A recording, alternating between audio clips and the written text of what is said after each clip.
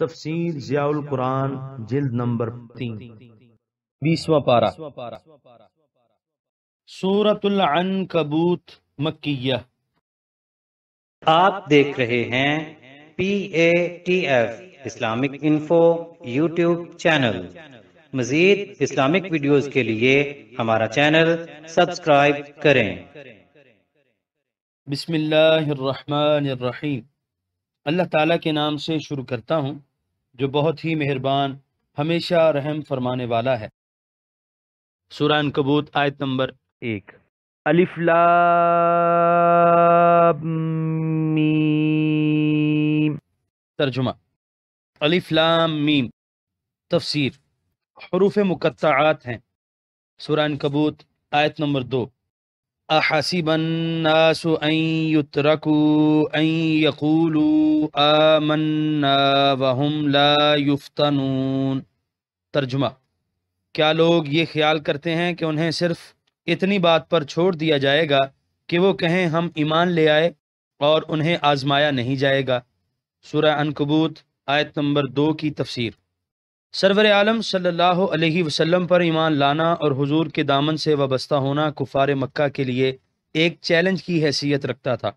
خون اور قرابت کے سارے رشتے، دوستی اور محبت کے سارے تعلقات ٹوٹ جاتے، حتیٰ کہ مروت و احسان کے سارے احساسات بھی یک قلم ختم ہو جاتے۔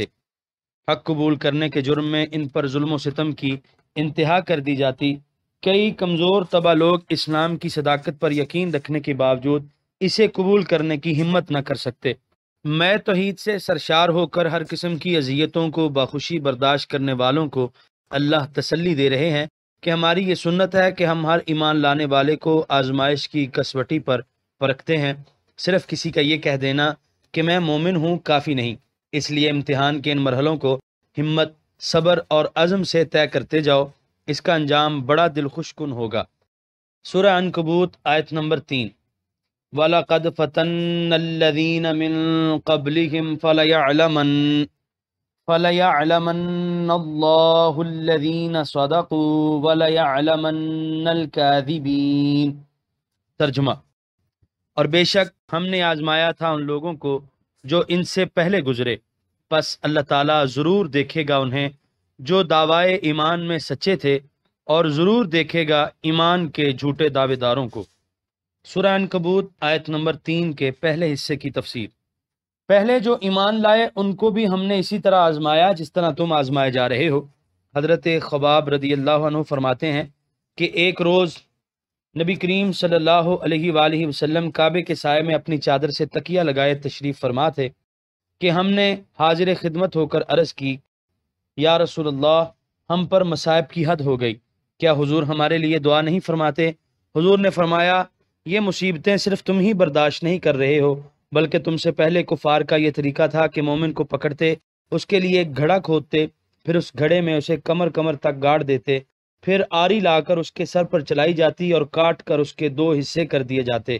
بعض پر لوہے کی کنگھیاں چلائی جاتی، ان کے گوشت اور ہڈیوں کو ادھیڑ کر رکھ دیا جاتا۔ اس کے باوجود وہ مومن اپنے دین پر ثابت قدم رہتے۔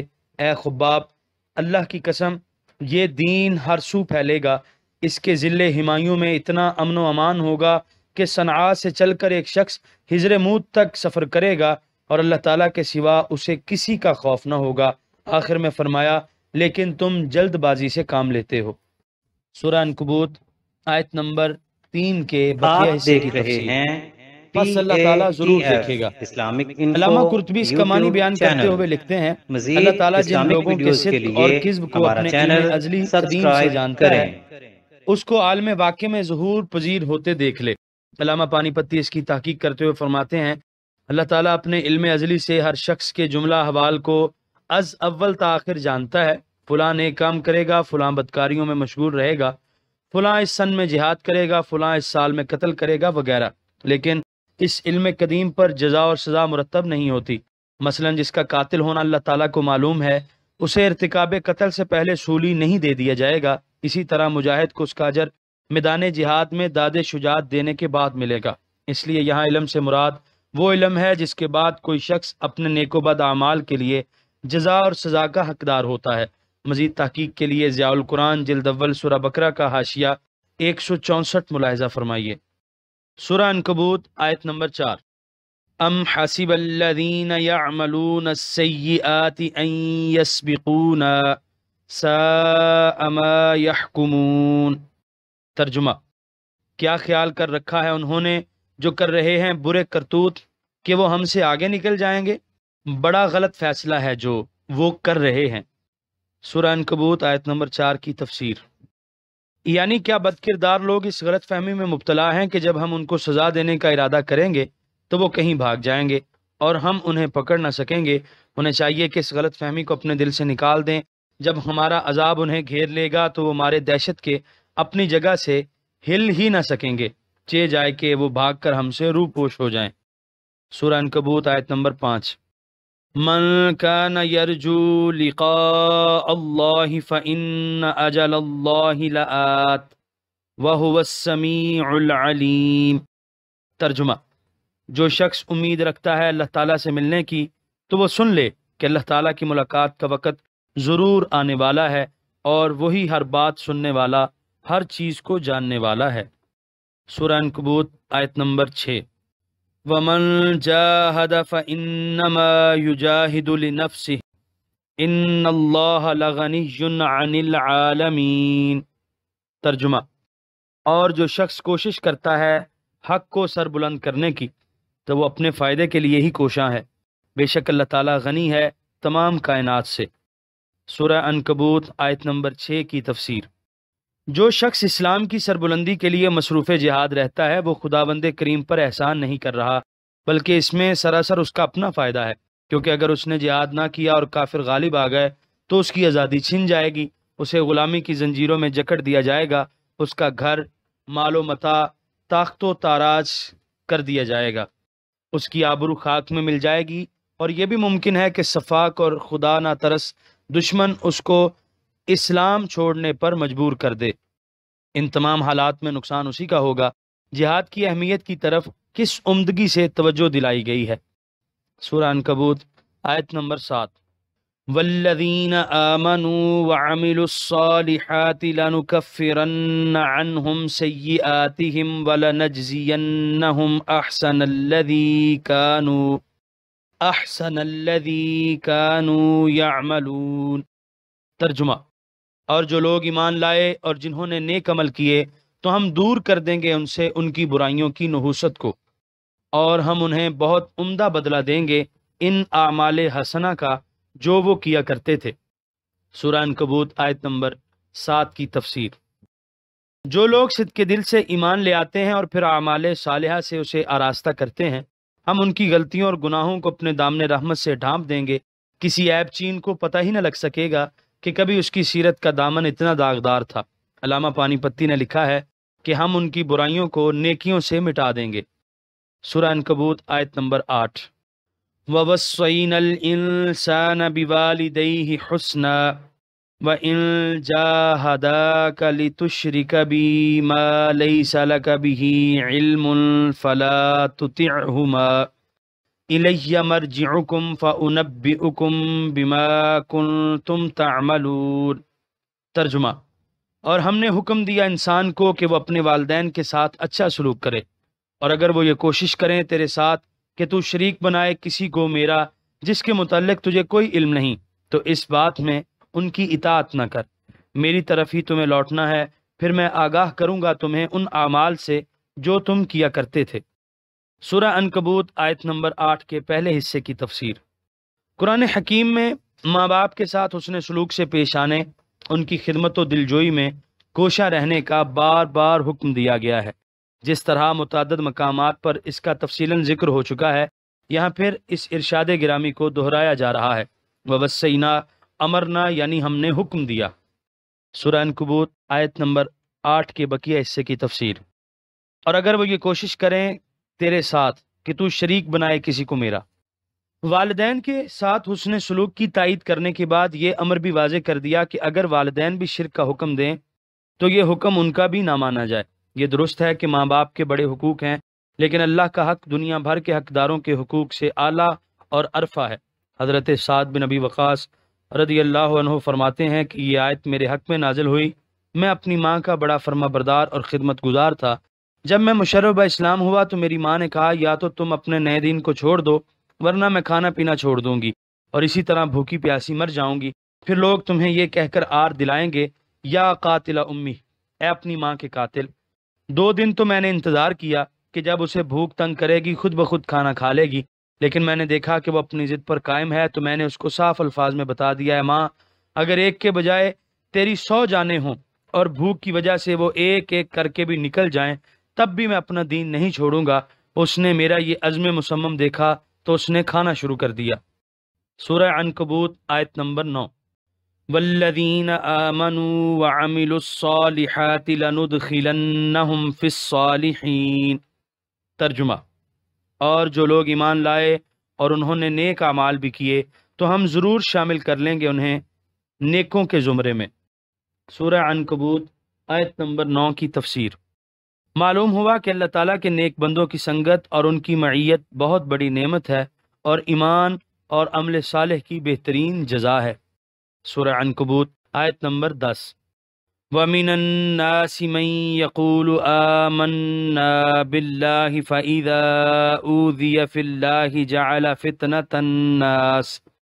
فِتْنَةَ النَّاسِ كَعَذَابِ اللَّهِ وَلَئِن جَاءَ نَصْرٌ مِّن رَّبِّكَ لَيَقُولُنَّ إِنَّا كُنَّا مَعَكُمْ أَوَلَيْسَ اللَّهُ بِأَعْلَمَ بِمَا فِي صُدُورِ الْعَالَمِينَ۔ ترجمہ، اور بعض لوگ ہیں جو کہتے ہیں ہم ایمان لے آئے اللہ تعالیٰ پر، پھر جب ستایا جائے اسے راہ خدا میں تو بنا لیتا ہے لوگوں کی آزمائش کو اللہ تعالیٰ کے عذاب کے برابر، اور اگر آ جائے نصرت آپ کے رب کی طرف سے تو وہ کہنے لگتے ہیں ہم تو تمہارے ساتھ تھے۔ کیا نہیں ہے اللہ تعالیٰ خوب جاننے والا ہر اس چیز کو جو لوگوں کے سینے میں پنہاں ہے۔ سورہ عنکبوت آیت نمبر 10 کی تفسیر۔ وہ لوگ جو اسلام کی پاکیزہ تعلیمات سے متاثر ہو کر اسلام قبول کر لیتے ہیں اور یہ سمجھتے ہیں کہ یہ راستہ ہموار ہے، یہاں کوئی نشیب و فراز نہیں، کوئی زحمت گوارہ کیے بغیر منزل مقصود تک پہنچ جائیں گے، لیکن ان کی توقع کے خلاف جب مصائب و آلام کے کالے بادل گھر کر آ جاتے ہیں تو اس وقت وہ اپنے بچاؤ کی خاطر اسلام سے اپنا رشتہ توڑ لیتے ہیں۔ ان کے متعلق فرمایا جا رہا ہے کہ انہیں رحمت الہی سے محروم کر دیا جائے گا، کیونکہ دشمنان اسلام کے ظلم و ستم سے تو وہ خائف ہو گئے لیکن اللہ تعالیٰ کے قہر و غضب سے انہیں ڈر نہ آیا۔ محض اپنی جان بچانے کے لیے یا دیگر مالی فائدوں کی خاطر انہوں نے عہد وفا توڑ ڈالا۔ وہ اس قابل نہیں کہ انہیں بلال اور صہیب، عمار و یاسر جیسے عاشقان باوفا کے زمرے میں شامل کیا جائے۔ یہ عشق کی توہین ہے، یہ حسن ازل کی ناقدری ہے اور خدائے غیور اس کو برداشت نہیں کرتا۔ جو لوگ ہوا کا رخ دیکھ کر اپنے نظریات و عقائد رد و بدل کر لینے کے خوگر ہیں، اگر وہ اسلام قبول کرنے کا اقرار بھی کر لیں جبکہ انہیں اپنی جان اور اپنے مال کا کوئی خطرہ نہ ہو تو ان کا اقرار قابل اعتماد نہیں، یہ کھوٹے سکے ہیں، اخلاص اور وفا کے بازار میں چلنے کے قابل نہیں۔ سورہ عنکبوت آیت نمبر 11۔ وَلَيَعْلَمَنَّ اللَّهُ الَّذِينَ آمَنُوا وَلَيَعْلَمَنَّ الْمُنَافِقِينَ۔ ترجمہ، اور ضرور دیکھ لے گا اللہ تعالیٰ انہیں جو ایمان لائے اور ضرور دیکھ لے گا منافقوں کو۔ سورہ عنکبوت آیت نمبر 12۔ وَقَالَ الَّذِينَ كَفَرُوا لِلَّذِينَ آمَنُوا اتَّبِعُوا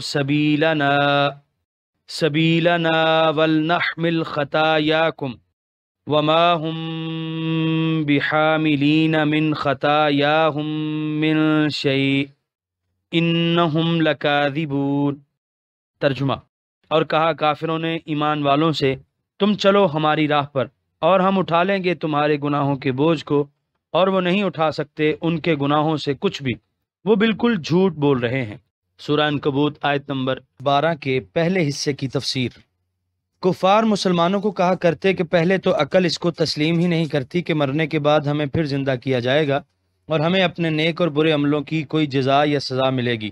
بفرض محال اگر ایسا ہوا بھی تو ہم تم سے وعدہ کرتے ہیں کہ ہم تمہارے گناہوں کا بوجھ بھی خود اٹھا لیں گے، اس لیے تم بے فکر ہو جاؤ اور اس دین کو چھوڑ کر اپنے پرانے مذہب پر ہی کار بند رہو۔ دنیا تو ظاہر ہے کہ آرام اور ٹھاٹ باٹ سے گزارو گے، باقی رہی قیامت تو اس کے لیے تمہیں فکر مند ہونے کی قطعاً ضرورت نہیں، ہم خود نمٹ لیں گے۔ سورہ عنکبوت آیت نمبر 12 کے بقیہ حصے کی تفسیر۔ اور وہ نہیں اٹھا سکتے ان کے گناہوں سے کچھ بھی۔ کتنا سفید جھوٹ بول رہے ہیں، ان سے تو اپنا بوجھ بھی نہ اٹھایا جا سکے گا، چہ جائے کہ وہ کسی دوسرے کا بوجھ اٹھانے کی طاقت رکھتے ہوں۔ سورہ عنکبوت آیت نمبر 13۔ وَلَيَحْمِلُنَّ أَثْقَالَهُمْ وَأَثْقَالًا مَعَ أَثْقَالِهِمْ وَلَيُسْأَلُنَّ يَوْمَ الْقِيَامَةِ عَمَّا كَانُوا يَفْتَرُونَ۔ ترجمہ، اور وہ ضرور اٹھائیں گے اپنے بوجھ اور دوسرے کئی بوجھ اپنے گناہوں کے بوجھوں کے ساتھ، اور ان سے باز پرس ہوگی قیامت کے دن ان جھوٹوں کے متعلق جو وہ گھڑا کرتے تھے۔ سورہ عنکبوت آیت نمبر 13 کی تفسیر۔ البتہ جن لوگوں کو انہوں نے گمراہ کیا، اپنے گناہوں کے بارے گراں کے ساتھ ساتھ ان کی پشت پر ان گمراہ ہونے والوں کا بوجھ بھی لاد دیا جائے گا، کیونکہ ان کے گمراہ ہونے میں ان گمراہ کرنے والوں کا بھی حصہ ہے، بلکہ ان کی گمراہی ان کی کوشش کا نتیجہ ہے، اس لیے گویا یہ بھی انہی کا عمل ہے اور وہ اس کی سزا کے بجا طور پر مستحق ہیں۔ چنانچہ حدیث شریف میں ہے، نبی کریم صلی اللہ علیہ وسلم نے ارشاد فرمایا، جس نے ہدایت کی طرف لوگوں کو دعوت دی اور لوگوں نے اس ہدایت کو قبول کیا اور اس پر عمل کیا، تو سارے عمل کرنے والوں کا ثواب اس داعی کو ملے گا اور ان کے ثواب میں بھی کوئی کمی نہیں ہوگی، اور جس نے گمراہی کی دعوت دی اور لوگوں نے اسے قبول کیا اور اس کے مطابق عمل کیا، تو سب گمراہوں کی گمراہی کا بوجھ اس پر لادا جائے گا اور ان کے بوجھ میں بھی ذرا کمی نہیں ہوگی۔ یہاں پر 20ویں پارے کا 13واں رکوع مکمل ہوا۔ قرآن کریم کے مفہوم کو واضح کرنے کی یہ فقیرانہ کوشش اگر آپ کو اچھی لگی ہو اور آپ ہماری حوصلہ افزائی کرنا چاہیں تو اس ویڈیو کو شیئر کر دیجئے، کیونکہ تبلیغ دین فرض ہے۔ ہم نے اپنے حصے کا چراغ روشن کیا، دعا ہے کہ آپ بھی اپنے حصے کا کریں۔